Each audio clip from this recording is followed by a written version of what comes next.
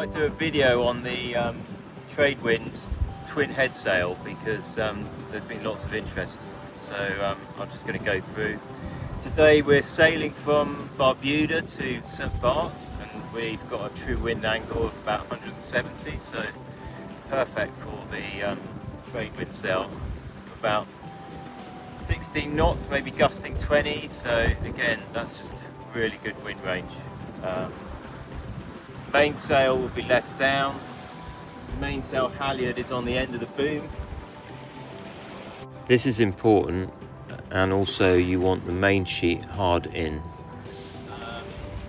And we hoisted the twin headsail on on my 2-to-1 halyard actually this time. Although across the Atlantic I did it on the same halyard as the Jenica, but I found that it chafed if you don't move it after every few hours, it will chafe on the fair lead. So I'm trying it with the 2-to-1 today. You set it up with the same sheeting as you would the Jenica, so it runs all the way down, back, outside the shrouds, all the way back, and then the sheets are controlled from the cockpit winches, which I can control from here on these buttons. So the setup's pretty simple. When we go to unfurl it, we'll have one of us on each sheet. We're only 2 on board, so that's still quite manageable. And we'll make sure the furling line is running free, Now raising the dagger boards, as the winches won't be available for 2 sheets. I'm now preparing the sheet on the winch, and Arabella's doing the port side sheet. I've incorrectly used red on starboard side, but ignore that. There she goes! Okay, so here we've pulled on our sheets on each side, Arabella on her side, on the port side, and myself on the starboard side. The sail is successfully unfurled, and we're now just sheeting in.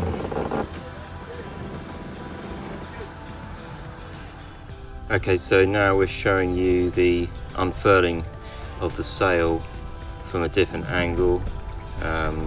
Again, Arabella is doing the port sheet and I'm doing the starboard sheet, and making sure that the furling line is free to allow the sail to unfurl without any problems. It's fairly straightforward.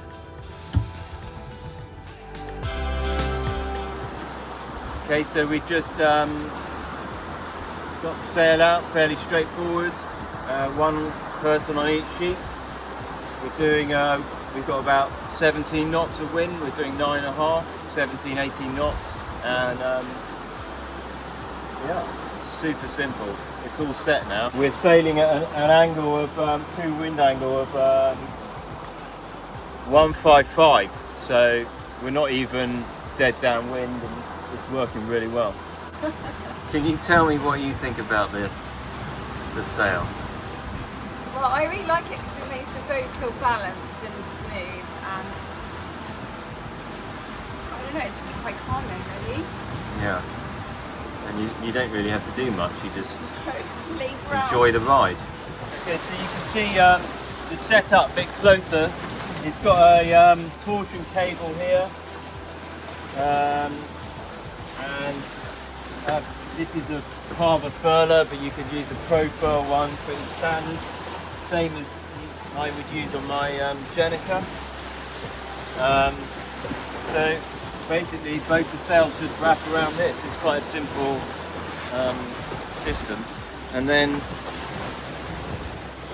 the furler, in my case the furler is running back to this wind. This is the configuration when I'm unfurling. When I'm furling it, I'll take these off and then I'll put it around that winch, which is an electric winch, which is controlled remotely from my helm stick.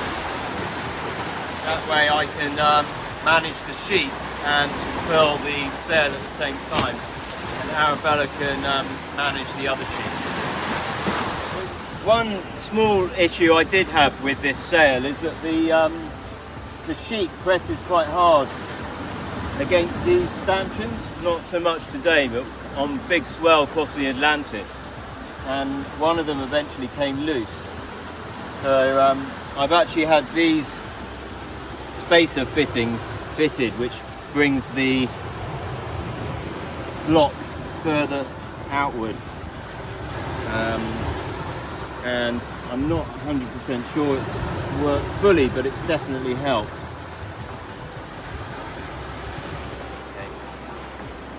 Okay, so right now we've got true wind angle, wind shifted a bit, so it's about 145.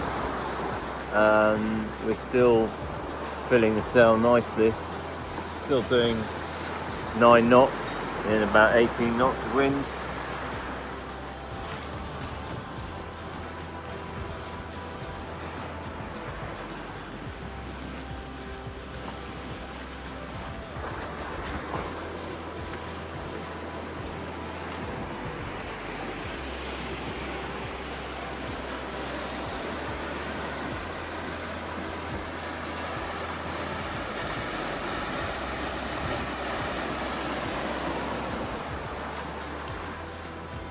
So wind's dropped off a bit. It's now sort of hovering between 14, 16 knots. Still going okay, but I think after, when you get beyond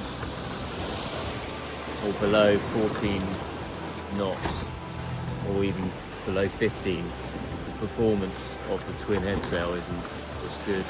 I mean, I would say below 14, or more convincingly below 12 knots, you're probably better off sailing the angles with a Jenica if you're just going for speed. But I mean, it's still, right now we're sort of averaging 7.5 with maybe 8 with probably 7.5 with between 14 and 16 knots of wind. So perfectly respectable. Where it really sings is over 18 to 25. Then I find that you're typically able to do over 50% of true wind speed, probably more like 55, maybe even 60, because it really sustains the wave ride so well. So without the sail collapsing, that's really its strength. As well as the ease of furling and unfurling. I should also add that we're sailing at an angle of between 150 and 160, so the windward side is tending to collapse now and then, but I mean, it's pretty good. I mean, the sea state's very light, so I think in a heavier sea state you're probably more limited to true wind angle of 160, but we've been happily hovering around 155, 150 at times, and the sail's pretty happy actually. What I can't do is sail any further north because we're already at 155, 150 true wind angle, so at this point the right decision would be for me to take this sail down and change to the Jenica, but I'm not that far away and I can't really bother to put that effort in. So I also quite want to demonstrate how the sail can be jibed over to one side. I haven't really tried to do that much, so I'm quite interested in giving that a go. So what we're going to do is sail a bit further to the south of St Bart's, and then we're going to jibe the windward side over. What I'm going to try and do now is tie a third sheet onto this windward clew so that I can prepare for jibing the sail around to the other side. So I haven't done this before, so we'll see if it works. I'm just going to feed it right in and hope that I can reach it. I can reach this here, I think. Put my bowline on.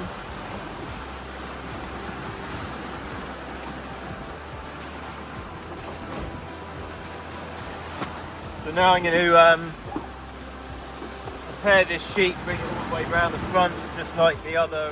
Okay, so I've got my second sheet prepared, running all the way round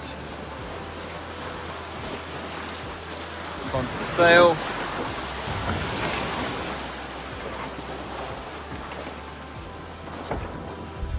Outside everything.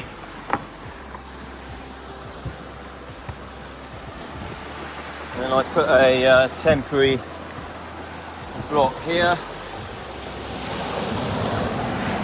And then we're just going to temporarily use this winch here that's normally used for the dinghy or the traveller.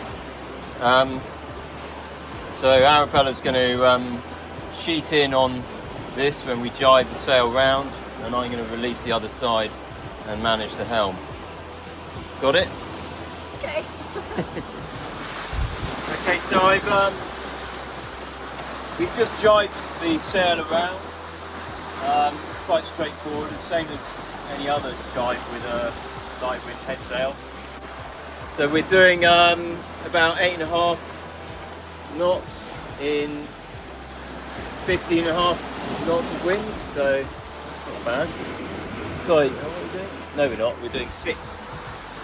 We're doing 6 knots in 15 knots of wind with the a sail that's basically 100 square meters. So I mean, it's quite respectable, but you're better off using this with the mainsail. To be honest, I'm not sure how often I would use it in this configuration. Probably not very often at all. Yeah, so the furling in this configuration is the same as if it was in the twin headsail configuration. So basically I'm going to set up my furling line, put it on this winch.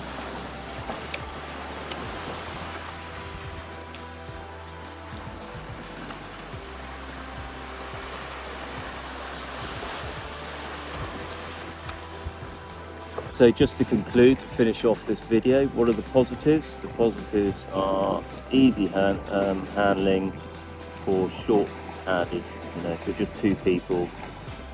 The ability to furl as opposed to having a sock is a big benefit if you're short-handed. It's easy to manage, doesn't require a lot of trimming, so once you set it, you're good to go pretty much, unless obviously there are wind shifts or you're changing course. And it's fast. I mean, on my boat, relatively light wind, Outremer, it's over 15 knots, especially over 18. It's quick. I mean, we did the Atlantic for 7 days of the 9 days, just under 9 days. From Cape Verde, we averaged 237 miles a day, and actually the days that we had twin head sail up, we did averaged over 240 miles a day. So that was at winds between 18 and 23 typically, and never more than 25 or 28 maybe. On the negative side, really the big one is that because you don't have the main up, if you do find yourself having to change course, or if the wind is shifting, it's not as flexible, so you can't just, it's not that easy to suddenly put the main up. So really you want to be, this comes into play when you're going to be on a steady course, steady winds, which is often the case, I think, on an Atlantic, on an ocean crossing. And that's really when it's most useful, is for ocean crossings.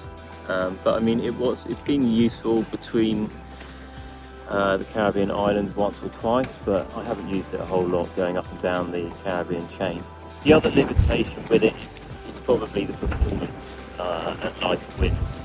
if you want to maximise the speed of your boat, certainly in the case of Outremer type of boat, you could probably sell the angles and have another alternative light wind headsail that will perhaps perform better than this, but it's certainly easy. It's an easy option, so if you're not in a rush and you want to sit back and relax, it's a great solution. Anyway, that is really all I've got to say about this sail. I hope you find this video useful in deciding whether you want to buy one. I suppose the other thing that I haven't mentioned is they're quite expensive, probably more expensive, but I mean it's a lot of cloth. So I mean it's 210 square meters of fabric, so I suppose there's some argument for it being expensive. Anyway, all the best, thanks, bye. There we go.